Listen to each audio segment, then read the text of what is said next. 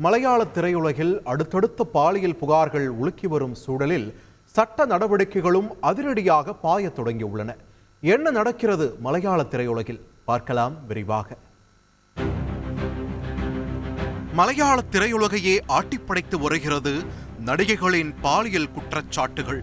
அதிலும் மிக மரியாதைக்குரிய நடிகர்களாக அறியப்பட்டவர்கள் மீதான பாலியல் புகார்கள் ஒட்டுமொத்த திரைத்துறையையுமே உலுக்கி உள்ளது. அதில் கேரள நடிகர் சங்கத்தின் பொதுச் செயலாளராக இருந்த சித்திக் சிக்கியதுதான் பேரதிர்ச்சி. கடந்த 2016ஆம் ஆண்டு நடிகர் சித்திக் தன்னை பாலியல் வன்கொடுமை செய்ததாக குற்றச்சாட்டை முன்வைத்திருந்த நிலையில் சிறப்பு புலனாய்வு குழுவிடம் இது தொடர்பாக புகார் அளித்திருந்தார். இந்த குற்றச்சாட்டின் பேரில் நடிகர் சித்திக் மீது திருவனந்தபுரம் மியூசியம் காவல் நிலைய போலீசாரால் வழக்கு பதிவு செய்யப்பட்டுள்ளது.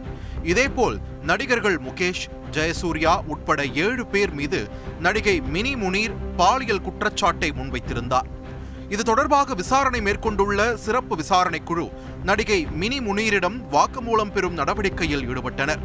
இப்படி மலையாள திரைத்துறையே பரபரத்துக் கொண்டிருக்க, கேரள நடிகர் சங்க அமைப்பான அம்மா அமைப்பில் இருந்து அதன் தலைவர் மோகன்லால் உட்பட நிர்வாகிகள் பலரும் கூண்டோடு ராஜினாமா செய்துள்ளனர்.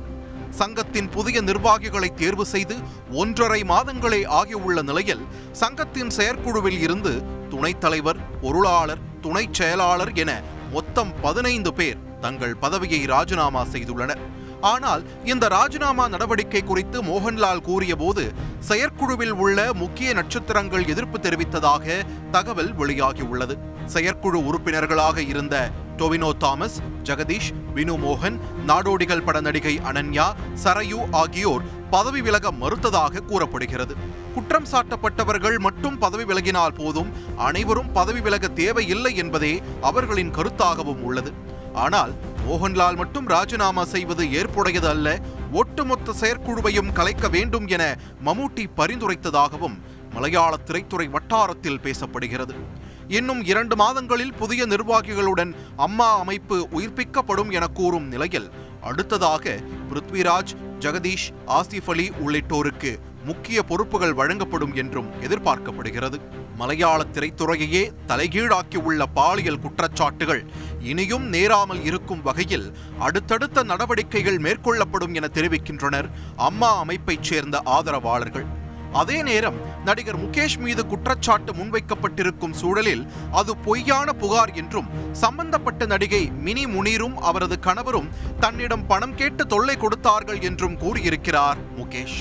தனக்கு எதிரான குற்றச்சாட்டை எதிர்கொண்டு நிரபராதி என தெளிவுபடுத்த சட்ட ரீதியாக தயாராக உள்ளதாக கூறியிருக்கிறார் முகேஷ்.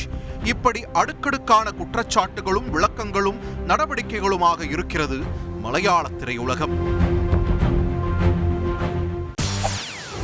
செய்திகளை உடனுக்குடன் தெரிந்து கொள்ள உடனே சப்ஸ்கிரைப் பண்ணுங்க.